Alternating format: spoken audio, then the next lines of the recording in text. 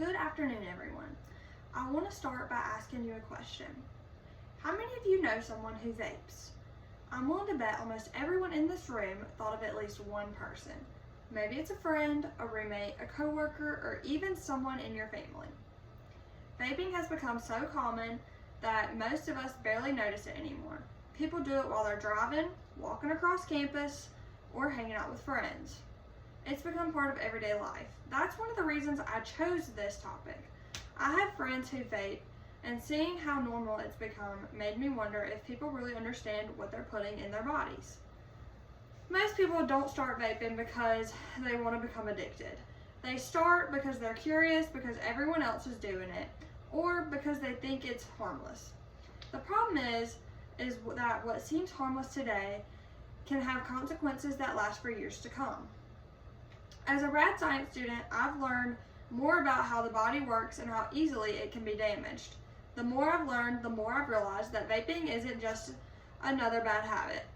It can seriously affect your health, lead to nicotine addiction, and change your future in ways that aren't always obvious.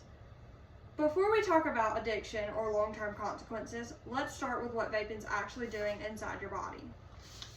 Most people think they're only breathing in flavored vapor. That's exactly what companies want people to believe.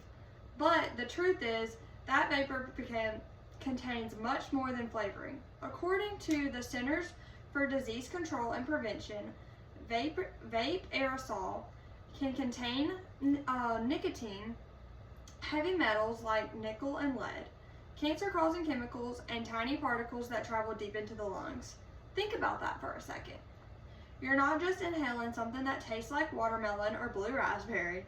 You're putting chemicals directly into one of the most important organs in your body. The scary part is that the damage doesn't always happen overnight.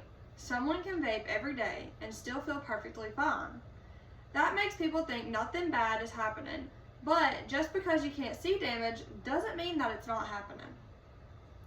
Doctors have connected vaping to lung injuries, chronic coughing, breathing problems, and increased stress on the heart. The CDC also says vaping products contain substances that can harm both the lungs and cardiovascular systems. Our bodies are incredibly good at protecting us, but they can only take so much. Every time someone vapes, they're asking their lungs to filter chemicals that they were not designed to handle. Health isn't the only thing vaping affects though. Many disposable vapes contain extremely high amounts of nicotine.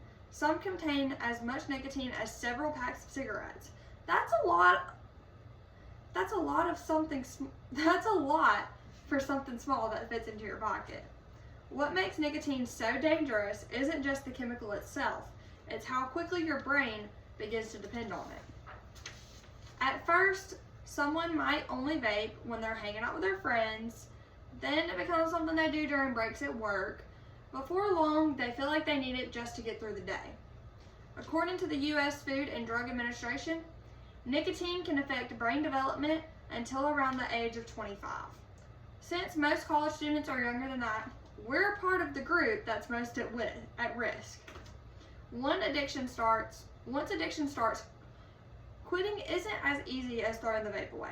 People often deal with headaches, anxiety, mood swings, trouble concentrating, and intense cravings. Those cravings can be so strong that people pick the vape right back up after they've decided they were going to quit. That's why it's much easier to avoid nicotine addiction than it is to overcome it. Now, I know what some people might be thinking. If I don't smoke cigarettes, vaping really isn't that bad. A lot of people believe that. While some people use vaping as a way to quit smoking, that doesn't make vaping harmless. Those are two completely different conversations. Something can be less harmful than cigarettes and still be dangerous to someone who never smoked in the first place. That's why making the choice not to start is so important.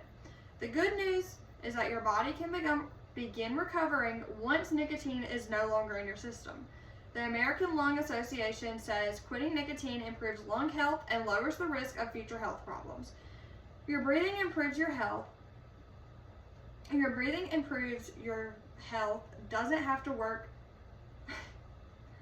Your breathing improves your heart, doesn't have to work too hard, and your body slowly starts repairing itself. There's another benefit people don't always think about, and that's money. Most disposable vapes cost somewhere around $20 to $30. Buying one every few days can easily add up to well over $1,000 in a year. Imagining what else that money could pay for. College textbooks, gas, a weekend trip, a car payment, or even putting it into savings. When you stop and think about it, you're not just paying with your money, you're paying with your health too. The National Institute of Drug Abuse also warns that nicotine addiction can make it easier for young people to become dependent on other substances later in life. That's another reason it's important to stop the habit before it becomes something much harder to control. Today, we're talking about what vaping does to your body, why nicotine is so addictive, and why avoiding vaping is one of the best choices you make. I know I can't leave this room and make anyone quit vaping today, but I do hope the next time you're offered one, you'll stop and think before taking it. Ask yourself one question: is a few seconds of fitting in really worth risking your lungs, your health, your money, and your future? For me, the answer is no.